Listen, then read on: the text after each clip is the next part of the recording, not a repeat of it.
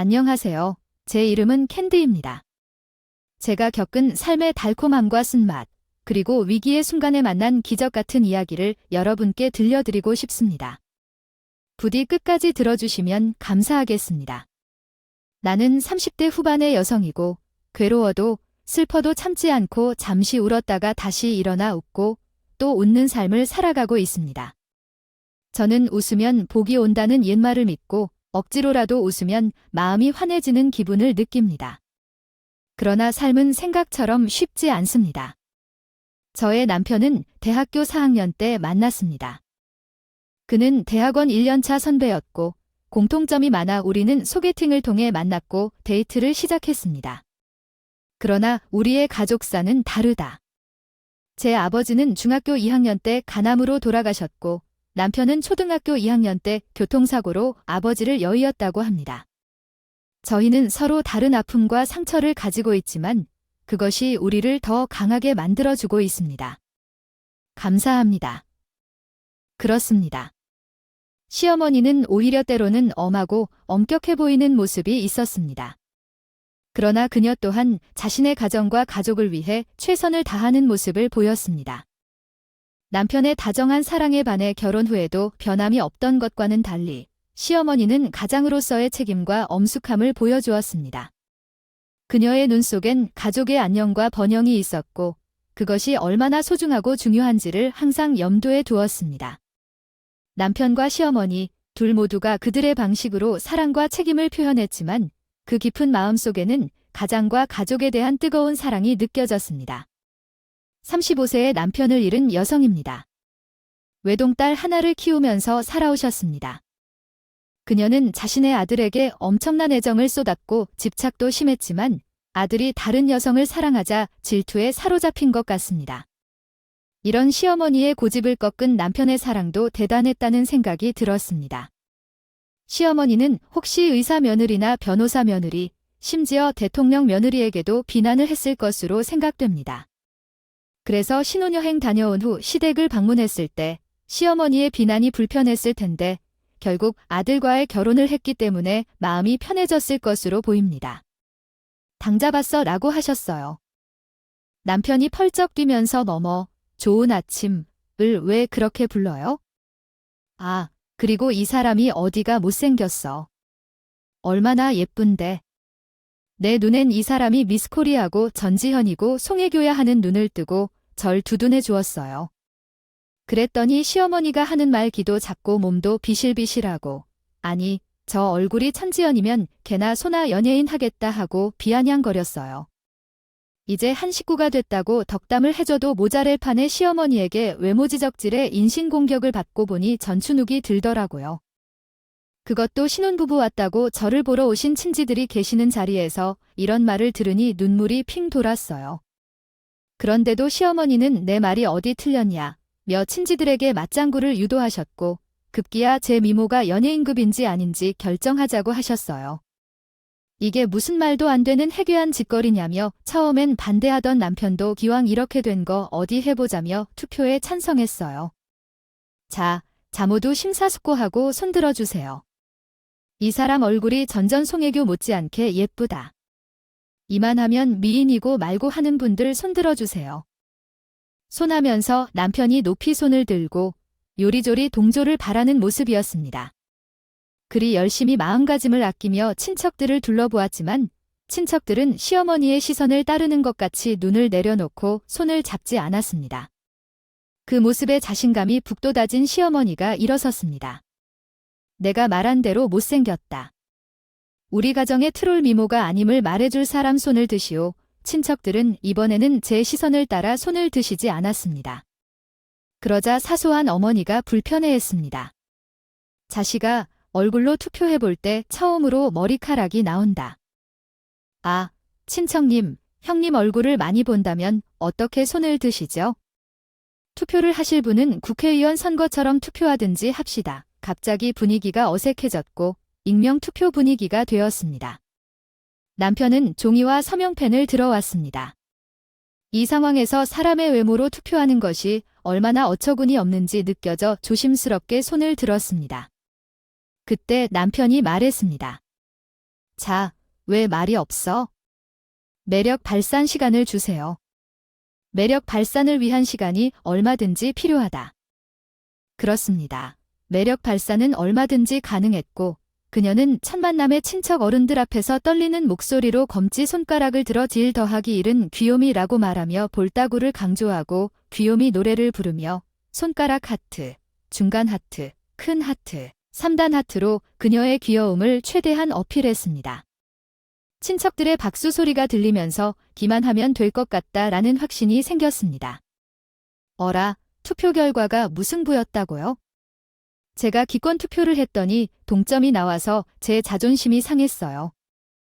그런데 시어머니는 결과를 받아들이지 못하셨고 사람들이 솔직하지 않다며 비판을 했어요. 작은 어머니가 농담처럼 했는데 내 자식이 제일 곱다고 스릅니다. 부부끼리 서로 예쁘다고 하면 좋다고 생각하십니다. 그러나 어머니는 뒷말을 붙이며 너무 눈이 높아라고 말씀하셨어요. 그 이후로는 제 자존심이 상할 뿐만 아니라 어머니의 발언이 충격적이었어요. 이런 것이 며느리의 처지인가요? 결혼 생활이 이렇게 힘들 줄은 몰랐어요. 돌아가서는 남편이 위로해 주었는데 그냥 신경 쓰지 마, 내가 잘할게. 내가 당신 평생 꽃길로 인도해 줄 테니까 믿어줘 라는 말에 자신이 났고 조금 더 낙관적으로 생각할 수 있었습니다. 남편의 말을 믿을까 말까 고민하고 싶었어요. 그렇지만 시어머니는 제게 야야라고 불러왔어요. 제게는 부모님께서 주신 예쁜 이름이 있는데 시어머니는 계속 야라고 부르셨어요. 처음에는 말버릇이겠지 하고 넘겼지만 시어머니는 다른 사람들에게는 그렇게 부르지 않았어요. 그래서 언젠가 조심스럽게 어머니께 말했어요. 하지만 어머니는 묵살하셨죠. 그 후로는 시어머니가 야라고 불릴 때마다 속으로 외쳤어요. 이런 느낌이었어요.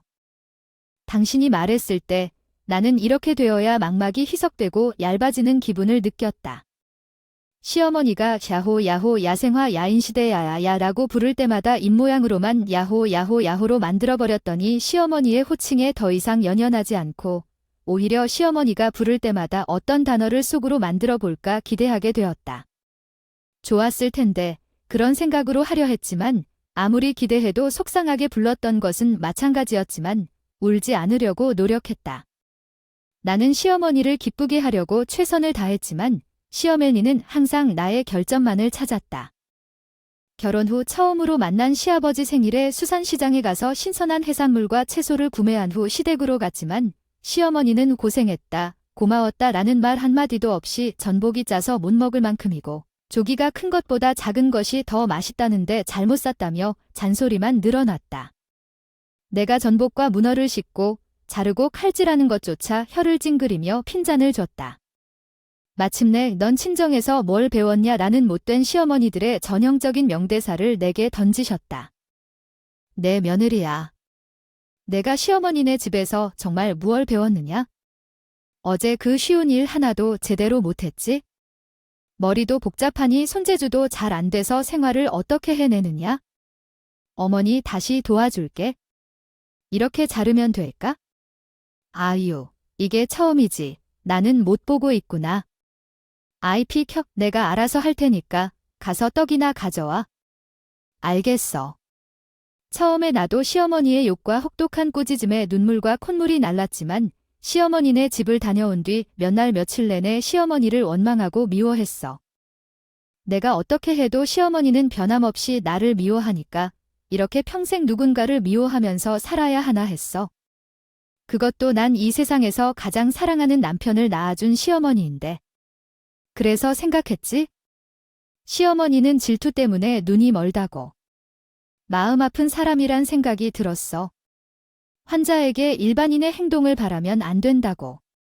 그렇게 생각하니까 시어머니가 지랄을 해도 야단법석을 떴어도 아무렇지 않았어. 아들 사랑에 목마른 환자처럼 시어머니에게 더 잘해주게 됐어. 그런데 시어머니의 구박에도 저승간거리고 당당하게 지내는 내 모습에 시어머니는 더 화를 내셨어. 시어머니의 질투는 일상에서 더 두드러지게 드러났어. 남편이 나에게 뭘 살 때면 꼭 자기에게도 사다 주라고 하셨지. 시어머니 앞에서 남편이 나를 안아주거나 머리를 쓰다듬는 애정 표현을 하면서도 날 괴롭히는 행동이 있어요.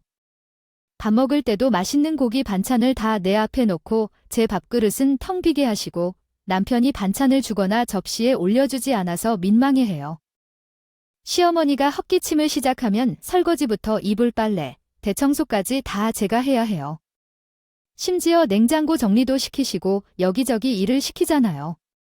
시어머니는 남편에게는 다정하게 대하시면서 나에게는 무례하게 말하십니다. 그래도 저는 기꺼이 일을 다 하고 나머지를 하려고 노력하고 있어요. 남편까지 그만하라고 말릴 정도였어요. 엄마 자꾸 이러면 우리 다시는 엄마지 못 와. 우리 안 보고 싶어. 왜 내가 본가를 놔두고 안 와? 왜 저 여우가 뭐라고 이간질했지?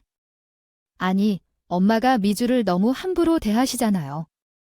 미주도 귀하게 자란 딸이야. 왜 자꾸 식모부리 듯해?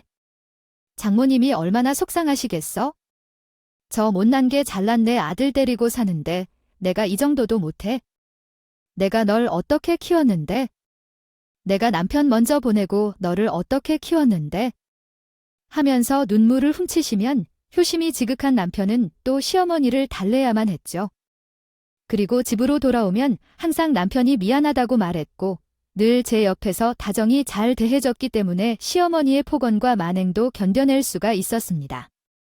그러던 어느 날 내 인생 최악의 날이 찾아왔어요. 아침에 멀쩡하게 출근했던 남편이 죽었다는 전화를 받고 저 까무러치고 말았죠.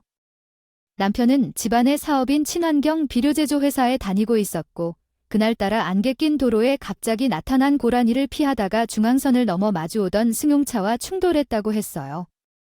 사고로 하루아침에 남편을 잃어버린 적 충격과 깊은 슬픔에 빠져 헤어날 수가 없었어요. 남편이 나중에 우리 집을 사겠다고 열심히 모아놓았던 돈 5억이 있었는데 그 돈이 졸지에 남편이 유산이 되고 말았습니다. 제 나가 32의 죽음을 맞이하여 친정의 어머니 당신은 제라 자신이 입고 검은 옷을 보고 안타까운 마음에 눈물이 흘렸어요. 딸은 어머니 팔자를 집어넣으려다가 어머니가 너무 미안해서 어둠이 우린 딸을 망쳐서 미안해. 어머님이 왜 미안해? 그러지 마요. 어머님은 어떠세요? 아무것도 먹지 않고 그 자리에 앉아 계셔. 시어머니는 충격과 큰 슬픔에 넋을 잃고 벽에 기대어 앉아 계셨어요. 밥과 반찬을 계속 갖다 주었지만 입에 대지 않고 눈으로 멍하니 보이셨죠.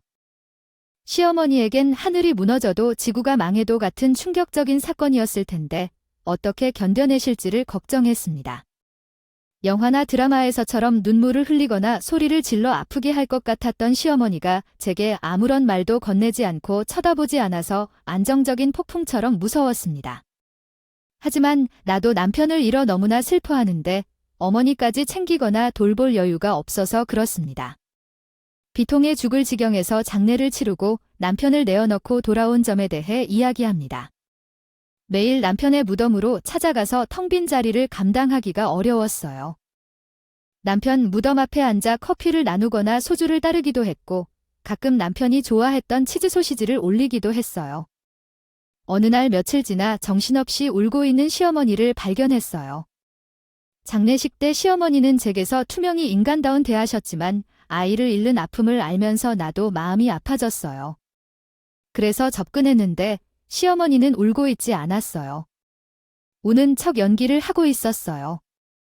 접근하는 소리를 듣고 시어머니가 천천히 몸을 들고 나를 노려보더니 정말로 충격적인 표정을 지었습니다. 마치 나를 기다린 듯이 일어섰고 희미한 얼굴에 백발마녀 같았어요. 마치 무협 영화의 세계에서 뭔가 극적인 상황이 벌어질 것처럼 서로 마주보며 팽팽하게 서 있었어요. 개를 꺼내 드리거나 하는 일이 잠시나마일 것 같았어요. 조직 서사 중 하나, 환한 날씨, 야외 산책을 떠났다. 설국, 봄이었다. 꽃들과 풀들은 젊음을 약속하고 있었다. 바람이 부는 가운데 귀녀봉의 집으로 도착했다. 죽음 전에 자신에게는 항상 꽃과 나비의 향기만 묻어나지만 정작 머리에는 벼룩만 빠진 시어미마와 데엘리자가 머릿속을 죽물로 흐린다. 형님께서 함께한 들판은 늘 거대한 바위 하나로 만들어져 평온하고 정적인 기분을 주었지만 황룡 가보년만 같았다. 동료가 고개를 끄덕이든 조금 용감해 보이겠지? 그것이 유성후 교육기포 신청거절에 이르렀다. 발주한테 가져가던 정액을 재rir한 그지는 바보 때문에 기술하러 갔으니 그것이 발음으로 찍어도를 발생시키며 나에게 입을 막았다. 그것은 내게 행복한 사랑의 증거와 이야기 나누기에도 이르렀다. 돈다산 뿜니가 되는 모습도 괴내행했지만 창밖하러느 작은 존나 봉기에서 자흘러 넘어가는 그 새는 이원석과 이리 가는 즐거움, 탁한 분수대에서 흐르는 필수처럼 생명이 있을 것 같은 마음. 하지만 그런 물결이 깨지기 쉬운 것은 사실이다. 지금 성물이 이원석에 담긴 취준생에게 처리되어야 하는 문제는 시겁했다. 썰정은 이리가다에게 이끌린 연인의 자유성을 가장 추구하고 존중하였다. 설정의 입에서는 날 돈 니들 1인 가득 언 커피러기가 오게 했네. 두 눈이 반짝반짝 빛났다. 당장 내놔. 내 아들도 그리고 너 돈. 내 아들 따라 죽어. 그러고는 죽어있던 목줄을 놓으며 도사견에게 물어뜯어라며 공격을 지시하셨어요. 말 그대로 집참하는 도사견이 침을 질질 흘리며 저를 향해 달려들었어요. 사람이 죽었다. 하는 그 순간, 그 짧은 순간에도 도시 외곽에 있는 남편 회사의 공장에서 도사견을 키운다는 얘기를 얼핏 들었던 기억이 났습니다. 그리고 남편이 들려주었던 맹수를 피하는 생존법까지 순식간에 떠올랐어요. 자기야, 바다에서 수영을 하다 상어를 만났다면 어떻게 할 거야? 난 그냥 기절해서 죽을래. 날도가 죽으면 안 되지? 최대한 천천히 말하고 상어와 눈을 마주쳐야 해. 상어가 다가올 때는 눌러서 상어의 수영 방향을 틀어주면 돼. 그게 가능해. 신기하다. 곰은 죽은 척하면 되는데, 그치? 아니지. 곰은 죽은 고기를 먹기 때문에 죽은 척하면 먹이인 줄 알고 그대로 씹고 뜯고 맛보고 한다고. 헐, 그럼 어떡해? 산에서 곰을 만나게 되면 절대로 눈을 뗄 수 없어. 천천히 거리를 두면서 뒤로 걸어가야 해. 사나운 맹수를 눈앞에 두었을 때는 철저히 등을 보여서는 안 돼. 알겠어요. 정면을 바라보고 눈을 떼면 안 돼. 뒷걸음치다가 은신할 만한 큰 바위나 나무 뒤에 몸을 숨겨야 돼. 무서운 일이지만 산속에서 곰이나 같은 맹수를 만날 일은 없을 것 같아.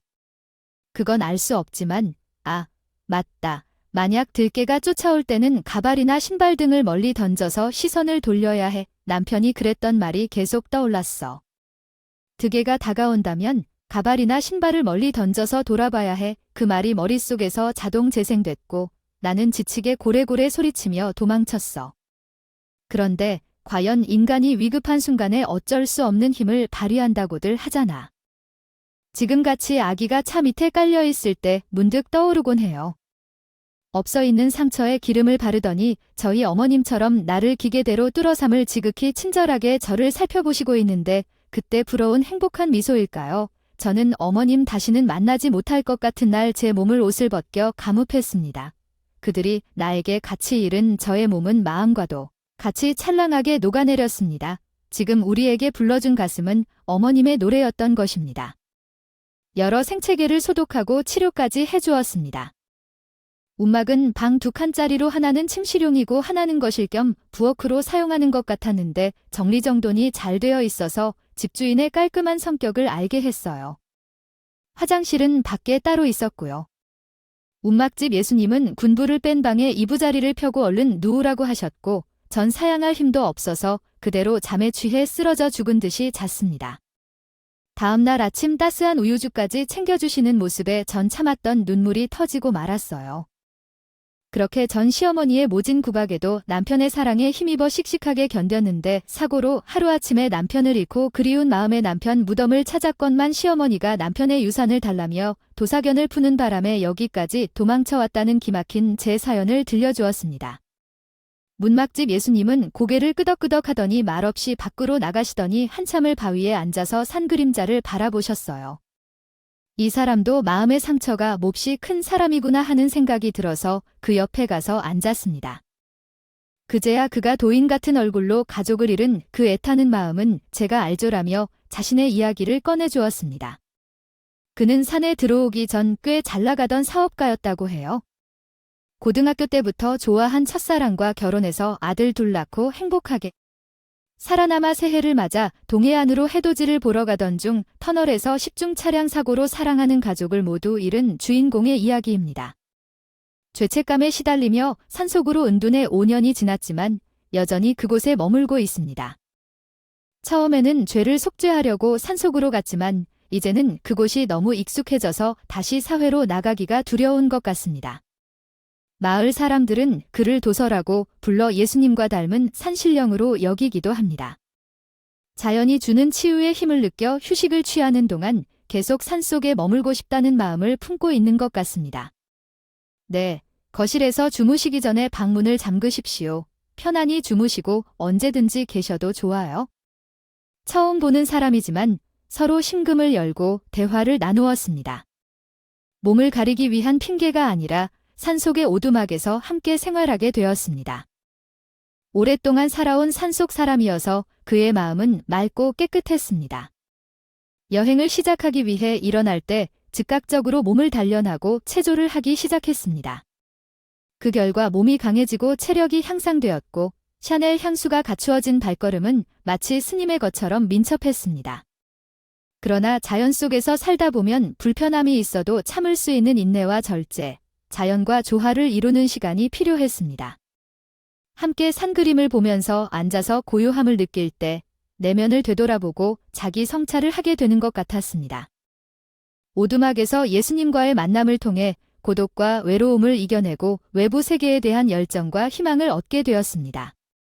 함께 약초를 수확하고 꽃을 모아 머리에 꽂아보며 잃어버린 웃음을 찾아 나가는 시간을 보냈습니다. 남편을 보내는 슬픔이 사라지고 마음이 치유되었습니다. 신비롭고 평화로운 시간을 보냈습니다. 여기는 산신들이 사는 무릉도원 같아요. 마치 영화 인터스텔라 속에서 들어온 것처럼 시간이 멈춘 것 같아요. 여기서 일주일 있다가 3미터로 내려갔는데 산울의 마을은 한 70년이 훌쩍 흐른 미래일 것 같은 느낌이 들어요. 아무래도 도시의 시간과는 다르게 느껴지니까요. 한없이 느리고 느리죠. 여기서 정체되거나 도태된다는 느낌이 무섭진 않습니다. 이제 내려가고 싶다던가 무섭다는 생각은 한 번도 안 했고요. 이제 슬슬 내려갈까 뭐 타이밍을 재고는 있어요. 네. 만일 다시 내려오시면 연락주세요. 제가 이 은혜를 어떻게 갚아야 할지 모르겠어요. 아, 잠시만요 하면서 움막집에 예수님이 눈을 감고 바깥소리에 귀를 기울이셨어요. 이 소리 들려요. 무슨 소리요? 멧돼지 목욕하는 소리요. 어머, 이거 몇 대시가 있어요? 그럼요, 매일 밤마다요. 앞개천에 와서 목욕하는데 오늘은 새끼도 같이 온 것 같아요. 아, 저 소리가 멧돼지 목욕하는 소리였군요. 전혀 몰랐어요. 너무 신기하다. 아니라고요. 이 산에도 멧돼지가 많아요. 그럼요. 전에 참나물 채취하러 갔을 때 멧돼지 가족과 딱 마주쳤지 뭐예요. 그래서요. 삼계탕 위쪽 나무 너머로 뭔가 커다란 덩어리가 움직이고 있는 거예요. 저게 뭐지 하고 눈을 찌푸리고 자세히. 야생 멧돼지를 만났을 때 최대한 조용히 지나가야 해요. 특히 어미 멧돼지가 새끼를 지키려고 공격할 수 있습니다. 이때는 직선으로 도망가지 말고 지그재그로 도망가세요. 떨어진 나무 뒤에 숨는 것이 생명을 지키는 방법일 수 있어요. 멧돼지와의 전투 경험이 있나요? 상처를 입은 적이 있나요? 시어머니가 도끼를 들고 다가오는 것을 본 적이 있어요. 그 순간의 공포를 떠올리면 실제 전투 상황은 더욱 무서울 것 같아요. 그것은 이야기였습니다. 시어머니는 굳이 집처럼 크고 호랑이처럼 으르렁거리는 도사견을 목줄로 잡고 있었습니다. 다시 한번 차가워진 공기 속에서 비수가 발사되어 꽃이 폈던 것 같은 즉각적인 상황이 벌어졌습니다. 제 손은 떨렸으며 시어머니의 눈에 내가 도와주는 예수님을 볼 때 그녀의 분노가 터져 나왔습니다. 너 같은 여자랑 같이 가, 시어멜니가 물었습니다. 너를 위한 노예 따위는 필요 없어. 내 아들이 남긴 유산만 있으면 된다. 그 순간 우리 모두 어머니의 고통과 어려움을 이해했습니다. 나는 또한 사랑하는 사람을 잃었다는 아픔을 공유했습니다. 하루 아침에 산으로 나간 사람이 돌아오지 못하는 고통을 생각하면 어머니의 행동을 이해할 수 있었습니다. 제가 알아요. 물론 자식을 잃은 부모의 마음을 완전히 이해할 수 없겠지만 그래도 남은 사람들끼리 함께 사랑했던 사람의 추억을 공유하며 마음을 치유하는 것이 좋지 않을까요? 어머니, 부탁이에요. 윤섭 씨를 사랑하던 사람들끼리 서로 이해하고 마음을 나눠봅시다. 윤섭 씨가 하늘에서 우리를 바라보고 계시다면 얼마나 아플까요? 세상에 살아있을 때 윤섭 씨가 믿고 사랑한 사람으로서도 제게 좀 마음을 열어주시기를 부탁드립니다. 너무 사랑하셨고 그리워하시는 모습이 눈에 선하게 보이네요. 내년아, 내가 내 아들을 사랑했던 것은 알겠어. 결혼을 반대한 적도 있었고 같은 집에 살겠다는 소식을 들었을 때도 내 마음은 복잡했지. 그러나 이젠 우리 아들의 추억을 함께 나누며 마음을 나눠보자. 왜냐하면 아들이 너를 소중히 여겼고 너도 아들을 소중히 여겼기 때문에. 우리가 아들의 추억을 함께 나누면 아들도 더 편안하게 하늘에서 우리를 바라볼 거야. 하지만 내가 모두 다 가져가야 한다면 내 아들의 끝집도 그 누이도 모두 다 내 것이야. 내 아들의 것은 내 것이기 때문에 그렇게 생각하더라도 이해해 주세요. 하지만 모두 내게 가져가겠다고 말하면 난 모든 것을 포기하겠어. 도사견처럼 내게 다가 달려와서 목줄을 묶어주길 바라지 않을래. 그 말이 끝나고 울타리 너머로 도사견이 달려오는 모습이 보였다. 맹수처럼 먹이를 찾던 도사견은 이제는 우리도 사이좋게 어울려야겠다는 마음이 느껴졌다. 이제 제 앞에 펼쳐지는 32년의 삶과 모든 것이 마침내 조화로워지는 순간 그 모습이 아름답게 느껴져 멈추어 섰다. 여기에서 예수님이 나타나셔서 멧돼지를 제압하는 수행자를 도와주셨습니다. 그것은 정말로 기적 같은 순간이었습니다. 도사견은 더 이상 사납지 않고 조용히 앉아왔다. 그리고 우리는 예수님의 영원한 사랑에 감사를 드리게 되었다. 낑거리면서 명령을 따르는 게 사실 예수님, 도사님, 산신령과 같은 힘에 따르는 것이었어요. 나도 따라 쫓아다니다가 거의 그들로 인해 쪼그린 채 앉아있을 뻔했어요. 그 모습을 보던 시어머니가 일어나 되뇌이다가 야, 이 개새끼야 한테 명령을 내렸지만 그 도사견은 시어머니의 말을 귓속을 통해도 듣지 않을 만큼 무시하는 듯했어요. 새 주인의 호의를 얻으려 열심히 엉덩이를 흔들었지만 그냥 자뻑만 뿌려주었어요. 저택에 들어간 예수님은 험한 도사견 한 마리를 손쉽게 제압하고 앉아 마치 그저 날줄 잡듯 훈련을 마쳤어요. 개들의 대장, 강영웅이 같이 시어머니에게 말했어요. 훈련은 단순히 개를 지배하는 것이 아니라 서로 신뢰하고 존중하는 관계를 구축하는 것입니다. 이 귀신 같은 말을 잊어버리세요. 이 도사견들은 다 여러분을 물어버리고 싶어 하는데 일을 해주시죠. 시어머니는 더 큰 소리로 명령을 내리며 야, 개새끼야. 일어나. 이 두 놈을 지금 당장 물어 죽어라. 하지만 도사견은 여전히 시어머니의 말을 무시하고 예수님 앞에서 계속 꼬리를 살랑살랑 흔들고 있었어요. 시어머니는 더 높은 소리로 말하며 야, 이 못된 개새끼.